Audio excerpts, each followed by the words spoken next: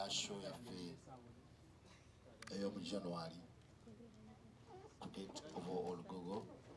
Ogenda kuba omulimu gwa Spice Diana okuba show y'Olugogo cricket over abadde akuba ebifo ebirala byonna byonna naye kuno yagambye katugende mu kifo ekigazi ekisobola okutuuza abantu 5,000 kuba obuwagizi bweyongedde n'amaanyi geeyongedde mu sayidi yaffe. Nolwekyo tusalawo tubayite olwaleero tutandika okuteekateeka kampu ya source management tesobola kuteekateeka yokka nga terina bannamawulire baffe naddala aba entertainment.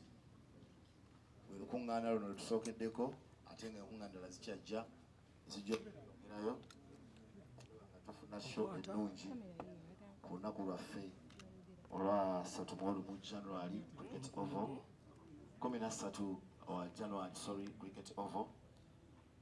Nolwekyo tugenda kubanga tulaba artist waffe biki byalinayo atubuliremu ku nteekateeka nga bwe zigenda okubeera.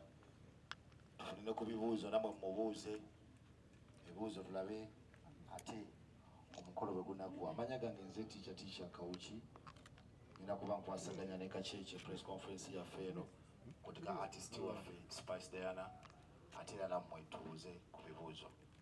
Basinalita Spice Diana ate ne Kakyekye abeeko kyatugamba era ate tuleete omugole waffe ow'olunaku tute mangu abamawulire basobole okuba nga bagafulumya ng'obudde bukyali.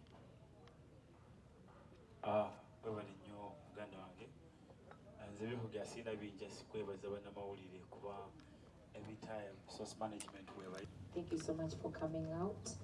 Olunaku olwaleero kansubire muli bulungi mwenna, ladies and gentlemen. Njagala sookera okwebaza media. Today is media and Spice Diana, Team Spice Diana, the gadgets. It's our day.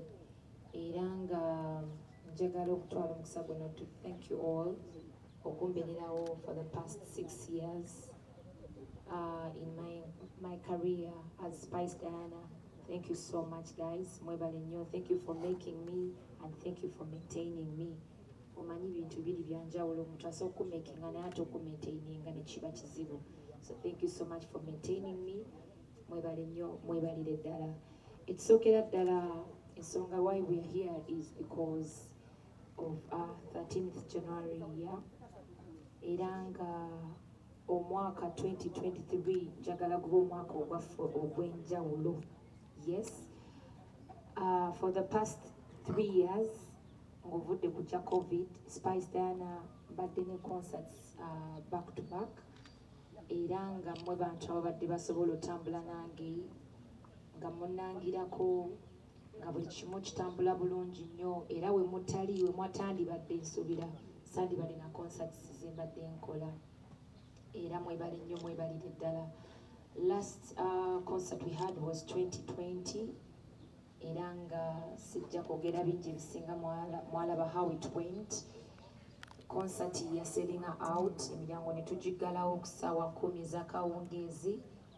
I expected a turnout but not that much love from my fans. Naye because twakolagana wamu ne media, it happened beyond our expectation. Era abantu bangi basubwa okuba nga tebasobola yingira mu concert olwa space ya Freedom City. Bangi baddayo waka ne tickets zaabwe, bangi banyigirizwa, abantu bangi bayisibwa bubi olw'akanyigo aka Freedom City. Era y'ensonga lwaki nasazeewo mbanjulire venue yaffe yetugenda okuba nga tukoleramu concert yaffe 2023 nga bafandi bange bwe bansaba omwaka ogwa 2020 to Spice tufuneyo a bigger place for the gadgets.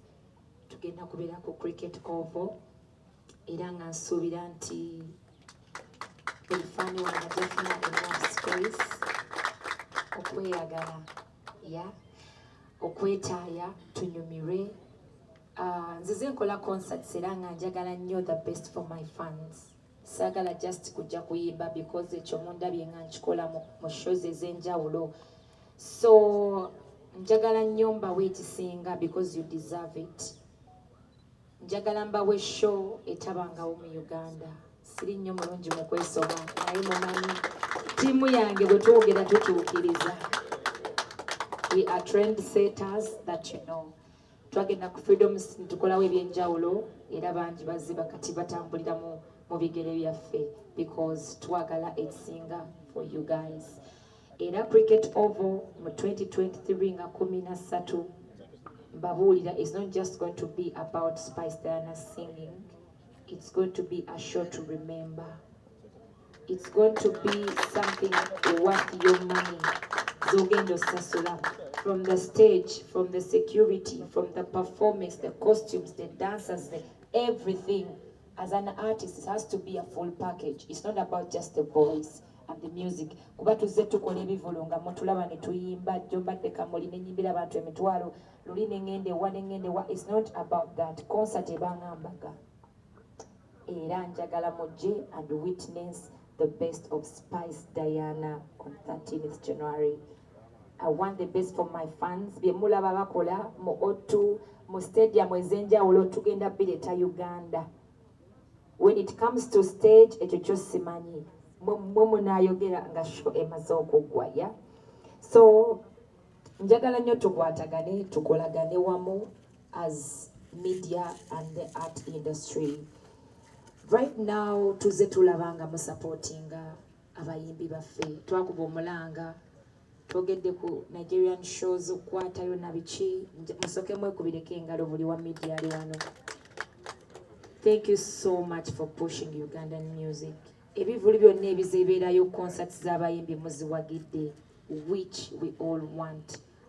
Nga Spice Diana nziramu nnyo amaanyi nga ndaba concerts z'Abannayuganda bafaani baffe baziwagira kubanga ffenna kye twagala. We need that spirit, yeah? Sedowooza tukulanga industry ya music as we speak because twalinga tutunulira nnyo obufu obutono. Just like ngomuntu wanagenda Kabala nakola concert. We're looking at stadiums right now. We're looking at 10,000 people plus right now, which wasn't the case then. Kitegeeza tulina growth. Tugenda maaso, tukulaakulana, kye twagala okulaba.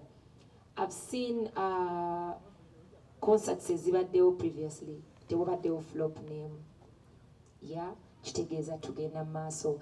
So njagala okwongera okukkaatiriza ensonga yo supporting our own. Let's support Ugandan music kubanga tugenda funayo any music atali Ugandan music nga yewaffe. This is our culture. It starts from home nekiryoka kitambula ewalala. How can we be better mu kino? Twagala nnyo ebiseera ebisinga okusoosowaza what is not ours. Ate nga tuleka ekyaffe. Ebiseera ebisinga teri neighbor ayinza kwagalira mwana wo singa gwe bw'oyinza mwagala kuba gw'amanyi obulumi n'omwana wo kyategeeza mu bulamu bwo. So I want us to use that tumanye nti nno ffe abayimbi ab'Uganda ffe bammwe. Ne munaatambula ensi ogimalayo temugenda sangayo mulala wammwe apart from us. Let's find a way okulaba nga twekulaakulanya. If wajja ku front page in 2018, I feel like omanyi Spice Diana owa 2018 ku front page ne Spice Diana gw'otunuulira eyakuba Freedom City. Owulira otya ng'oli part of my journey nga gwa makings n'ogamba nze badde nga nkuba stories za Spice. I let her fans know about her life. Nenzanya music we ne mwogerako nze sisuubira nti waliyo ekibi ekyongerako okuleka okugattako okutoolako.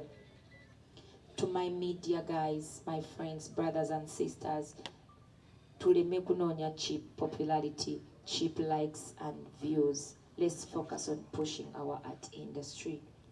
Ejjaba surprising nnyo tejjagenda wala nnyo ate tugenda kulaakulanira wamu ffenna tukifunemu tugaggawale. Because personally mukama mpadde omukisa okumitingako some icons okutambulako n'endaba ensi bwetambula nebuuza ku balala how their industry bwetambula mu nsi ez'enjawulo ne bakugamba the only way they have made it it's because they support their own. Ate era balina ebibi naye bapushinga birungi kubanga teri muntu ajja kujja Uganda nga mulimu entalo mulimu okutta abantu mulimu enguudo embi buli muntu ali outside Uganda nalabanga Uganda erina climate ennungi erina parties erina abantu abali welcoming ajagala genda Uganda. Let's sell what is good about our country. ne bw'oba ng'olina amaka ng'omanyi mubeera mu nnyumba ne mukyalawo, when you go out there oyagala paintinga kifaananyi kirungi about your family, because that's what you want the other people to see. Sisubira tojja kwagala ogambe bannaffe twasuze enjala ewaka, mukyala wange bannange ayomba, mukyala wange awunya akamwa. I don't feel like you want that kind of picture more public about you and your family. Tukize mu music industry, tulekeraawo tunuulira ebibi ebiri ku bayimbi baffe, tunoonye ebirungi kuba omuntu ne waba mubi alina ekirungi ekimuliko. Let's push the positive vibes and the talents of our artists. Tugenda bazzaamu nnyo amaanyi, nabo bongeremu effort y'amaanyi okulaba nga tupushinga industry. Buli ali wano situbira nti waliwo omutembeeyi, ffenna tulya ku art industry. Lwaki ky'olya ate oyagala okikube wansi, next year onofuna w'olya? If you've gained from Spice Diana being an artist, I feel like if you push her more, ng'obadde omulyako emitwalo 10, next year osobola omufunamu akakadde. Not physically, but from your business. Mu ngeri yonna gye mukolamu. So, I feel like we can do better. Let's stop pushing the negativity about our art industry to pushing ebirungi ebiri ku art industry yaffe. It's going to make us better people. I don't know oba kyenjogera tekikola sense, but tulina obuzibu nti omuntu ajja ku YouTube najja nga wa wiiki emu blogger nayagala alwane n'omuntu abaddewo emyaka alwanye n'ekintu kyatizimbye. Kati nga ffe abali mu industry abaddewo teacher, let's try not to make that happen, because you know how hard it is to make something out of ekintu ekitaliiwo. So that's my idea. Gye was tusobola okukolera awamu okulaba nga tumuvinga industry yaffe fa buli omu asobola okuba nga ate akifunamu. 2023 nga 13 Jan, it's a day for all of us. It's a day to celebrate Spice Diana and the gadgets. This is not my day alone. Njagala nnyo ntuuke nga it's not about a song. My concert is no longer about a hit song. The artists ayagala celebrating a love. Gye nfunye mu bafanzi bange nange gye nsobodde okuddiza. It's no longer about a hit song. It is the love you guys have shown me.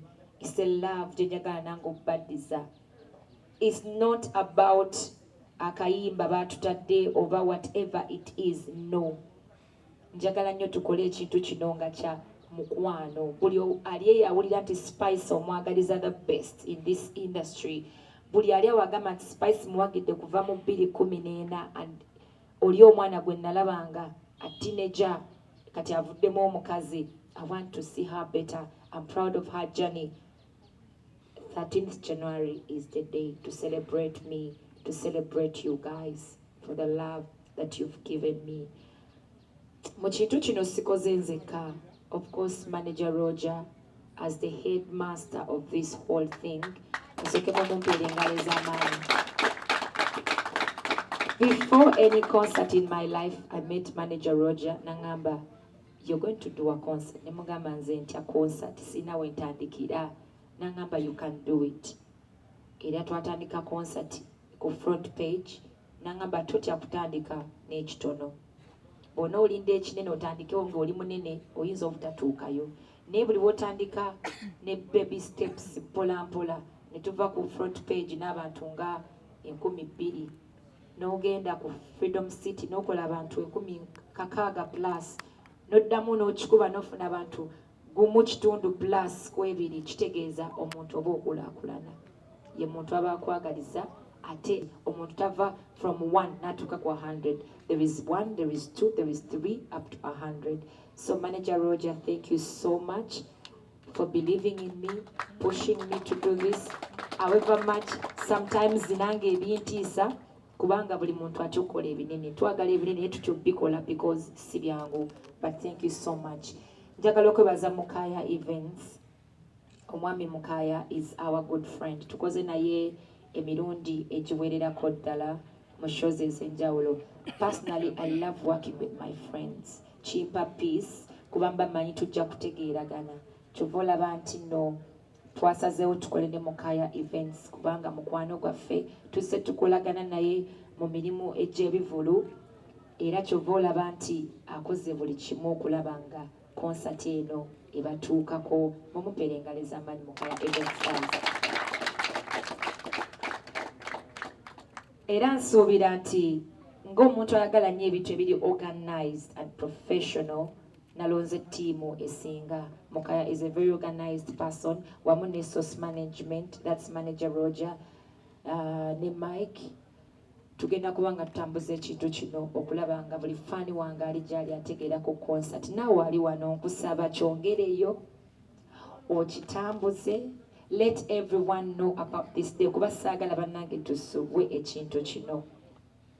Twatandise dda rehearsals era gye tuvudde okujja wano eno okulaba nga buli kimu tweteekateeka, tetwagala bintu byakupakuka.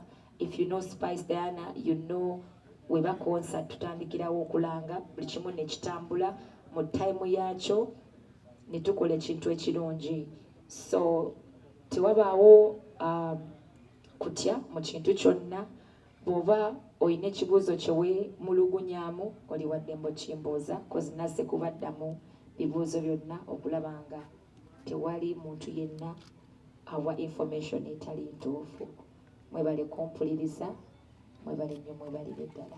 Ffe nga bwe mbagambye cricket oval omwaka ogujja it's okay dayansa Mukama atuwa obulamu atuwe ssente tube nga tuli balamu tutuukeyo. Manyi nga tonnakola ntegeka zonna olina okusaba obulamu kubanga ffenna tukimanyi tutambulira mu risk z'amaanyi. Baganda baffe bangi bafuna obubenje, bafuna obuzibu mu mirimu gyaffe era katwala kakisa kano okubasaba mwenna musabire Alimpa ne ttiimu ye wamu twongera osabira familia omugenzi Lady Grace ne Viper Ranking bafunye obuzibu mu mulimu gwaffe kubanga tutambula kiro, tutambulira mu makubo amabi, tomanyi gy'olaga naye ng'olina okugenda kuba bafaani baffe bali mu buli bitundu ebyenjawulo. So Mukama atuwa obulamu tutuukeyo. Tujja kuggulawo emiryango ku ssaawa 2 ez'okumakya kubanga eno show si ya bulijjo, egenda kubaamu ebintu ebyenjawulo bingi. It's going to be a family show. Tuyina ebintu bingi ebigenda okusookawo. Totya kuleeta mwana wo, temugenda baamu kintu kyonna kyesitaza. If you've been to my concerts, you know what I'm talking about. Totya kuleeta mwana, totya kuleeta taata, maama, jjajja, buli omu. So tugenda kuggulawo mangu nnyo. Tujja bbaawo n'ebisanyusa bingi throughout the day paka akawungeezi. So tukeereko okuyingira emitwalo 2, VIP emitwalo 5, tebo za millioni 2. Yeah. Mugiwulidde show? Mbesiga bafaani bange era nkimanyi nti Mukama agenda tusobozesa okutuukayo tufune akajja ate tukikube. Okulya ssente si kulya mwana. Radio TV n'abalala. Mukaya events yaffe abali wano ng'era yaffe abategese concert ya Spice Diana 2023 nga 13 January Cricket Oval e Lugogo. Concert eno musuubire ebintu bingi ebyenjawulo ebitabangawo. Stage ejja kuba ya njawulo nga temugirabangako mu Uganda, security, costumes n'ebirala bingi nnyo. Ng'era twasazeewo okuteeka concert eno e Lugogo nga tusuubira nti wajja kuba watumala olaba abawagizi abangi be tusuubira okujjamu eno concert. Ng'era njagala okusookera ddala njagala okwebaza source management olw'enkalagana ennungi wakati wa Mukaya events. Tukolaganye ebbanga ddene ne Spice Diana ng'era tuzze tukolagana buli kimu. Ng'era tumwebaza olw'okutuwa omukisa guno n'atukkiriza okuteeka concert 2023. Okuyingira kujja kuba emitwalo 2 ordinary, VIP emitwalo 5 ate mmeeza ajja kuba ya millioni 2.